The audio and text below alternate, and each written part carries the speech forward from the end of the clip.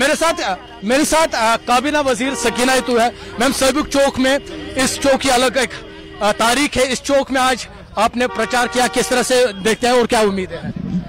उम्मीद तो इंशाल्लाह अच्छी है और मुझे जिस तरह से लोगों का रिस्पांस यहाँ पे है, जिस तरह से उन्होंने ऑनरेबल चीफ मिनिस्टर साहब का यहाँ वेलकम किया है, जिस तरह से पार्टी के लिए लोग बाहर आए सुनना उन्होंने, और जिस तरह से उन्होंने हर एक चीज़ का रिस्पांस यहाँ पे किया है, इससे अच्छी उम्मीद है। और इंशाल्लाह मुझे यकीन है यहाँ बड़गाम के जो हमारे लोग हैं, बहुत जी इज़्ज़त लोग हैं, बहुत समझदार लोग हैं, बहुत जानने वाले लोग हैं, बहुत तजुर्बेकार लोग हैं। उनको पता है कि हमें उनको सीट जितानी है जिनके पास मेजॉरिटी है, जो हमारा काम कल कर सकते हैं, या खुदा न खास्ता अपने वोट को ज़ाया करना है उनको देना है जिनके पास टोटल 2 या 3 सीटें हैं। वो ना तो इनका हॉस्पिटल बना पाएंगे, ना तो इनका स्कूल बना पाएंगे, ना तो इनकी सड़क बना पाएंगे, ना तो इनका ओल्ड एज दे पाएंगे, ना तो इनका बाकी जो इनके मसाइल हैं रोजगार नहीं दे पाएंगे।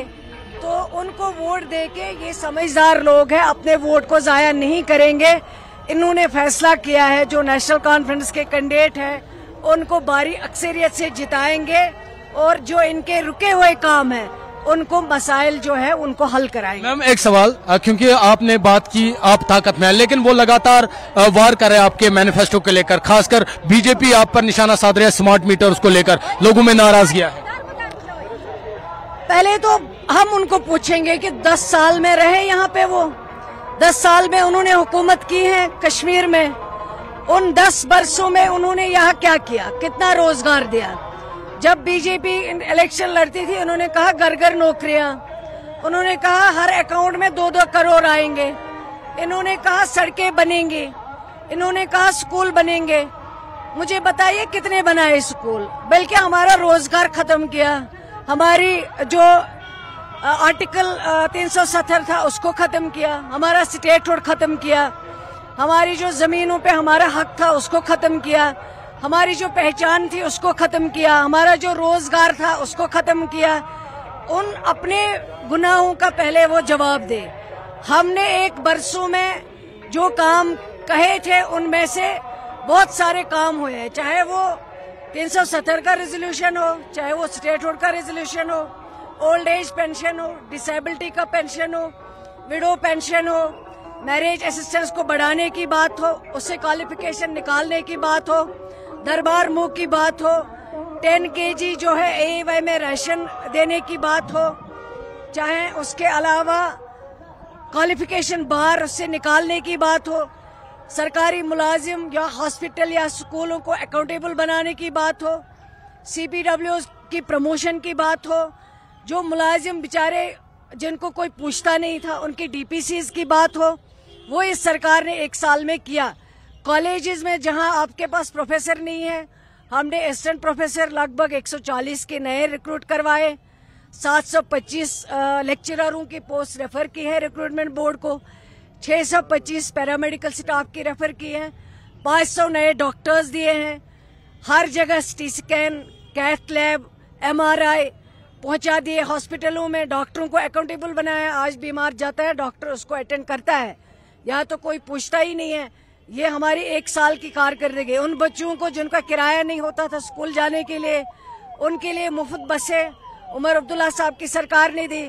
अब कुछ चीजें बची हैं, घबरा क्यों रहे हैं वो लोग? उनको अपना पूछे उन्होंने क्या किया। उन्होंने पैलेट गन लाया, उन्होंने कहा बीजेपी को जम्मू कश्मीर से बाहर रखेंगे, हमें वोट दीजिए 2014 में।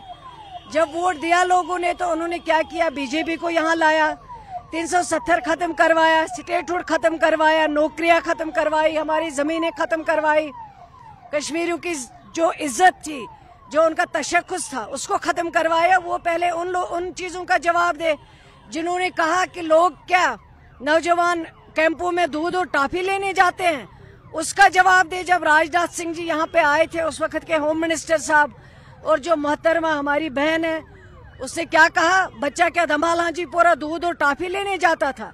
और उसने कहा कि यहाँ इस तरह अगर कैंपों में अटैक करेंगे या इस तरह अगर लोग बाहर निकलेंगे उनको तो गोली खानी पड़ेगी। शुपयान के जो इंशा जिसको पैलेट गनों से जो ब्लाइंड हो चुके हैं हजारों नौजवान, हजारों बहनें, उन चीजों का जवाब उनसे ले लीजिए।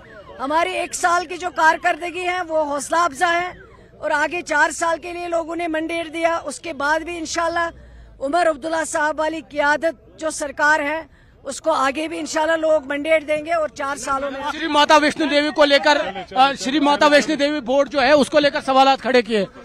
तो ये सकीना इतू है जिन्होंने पीडीपी पर सीधे निशाना साधा और पीडीपी से सवाल किए हैं उन्होंने अपने दौरे हुकूमत में क्या किया है। आफाक शाह के साथ आबिद हुसैन, न्यूज़ 18, सोईपुर, बडगाम।